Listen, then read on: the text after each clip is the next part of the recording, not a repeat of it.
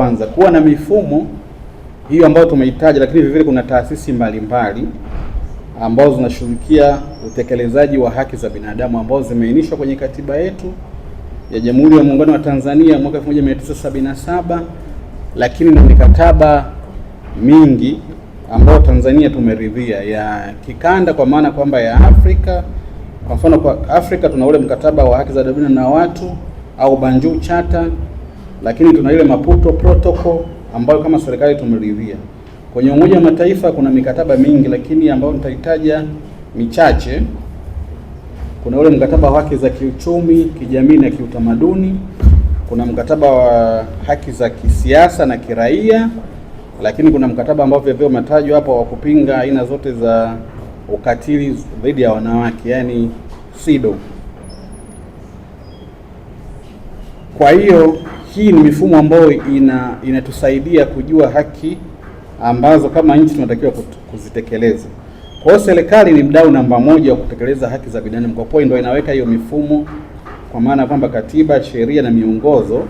Lakini sasa utekelezaji wa haki za binadamu unahusisha makundi mbalimbali. Serikali nayo inahusika kwa kuweka mifumo, lakini kwa kuanza utekelezaji. Lakini wadau kama nyinyi vile vile ni watu muhimu sana, kwa sababu kama ambavyo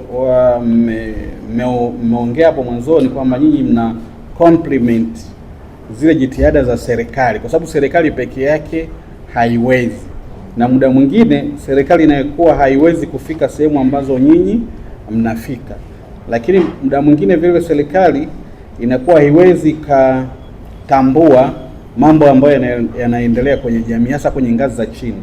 Lakini nyinyi mnapoyaibua sasa, inakuwa ni rahisi kwa serikali kuyachukua na kuyafanyia kazi. Kwa hiyo mnaisaidia sana serikali. Kwa hiyo msijione kama ni wanyonge, nyinyi ni wadau muhimu sana, na serikali yetu siku zote iko tayari kushirikiana na wadau kama nyinyi katika ili swala la kutetea na kulinda haki za binadamu. Hata hivyo, katika kutekeleza majukumu yao, wanawake watetezi wanakutana na masaibu mengi ikilinganishwa na watetezi wengine katika jamii.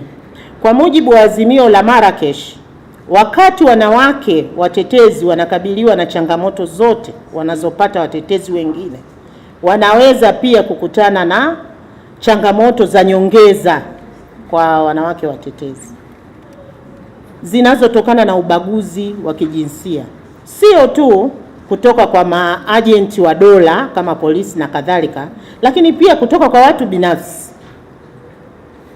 Wanaweza kawa wanawake wenzao, wanaweza kawa wanaume.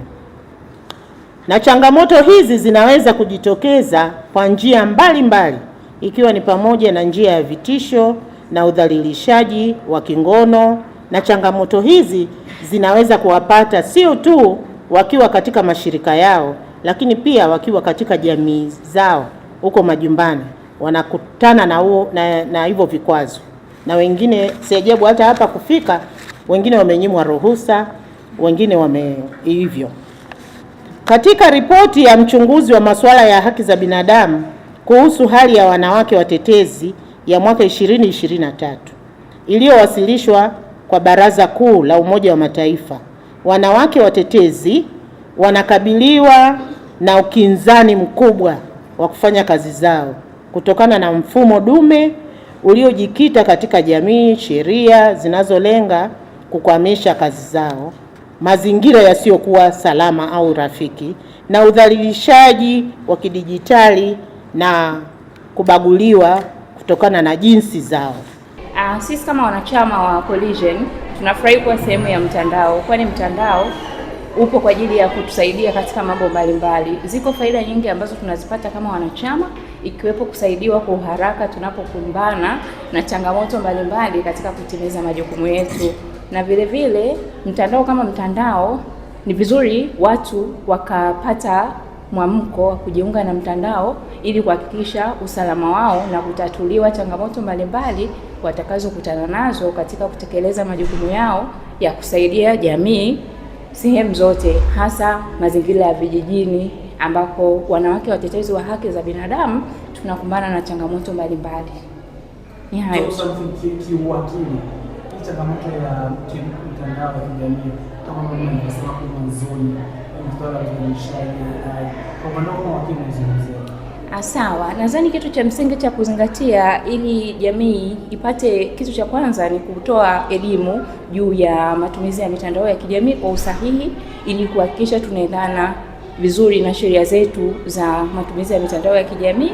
Lakini vile vile kitu cha msingi kingine ni kuhakikisha wananchi wa nyanja zote kuanzia ngazi ya juu mpaka huku chini wanapewa mafunzo juu ya matumizi ya akili mnemba ambayo tunaita ni AI, kuhakikisha kuwa wanaitumia katika masuala ambayo ni ya faida na ya kutangaza haki za umuhimu wa haki za binadamu, na vile vile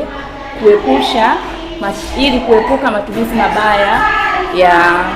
kuepuka matumizi mabaya ya kimtandao ambayo yanaweza yakawapelekea kupata hasara kubwa, ikiwemo kupata kesi na mashtaka mbalimbali ambayo ni ya jinai kwa kuchafua wanawake watetezi mtandaoni ama mtu yeyote mtandaoni.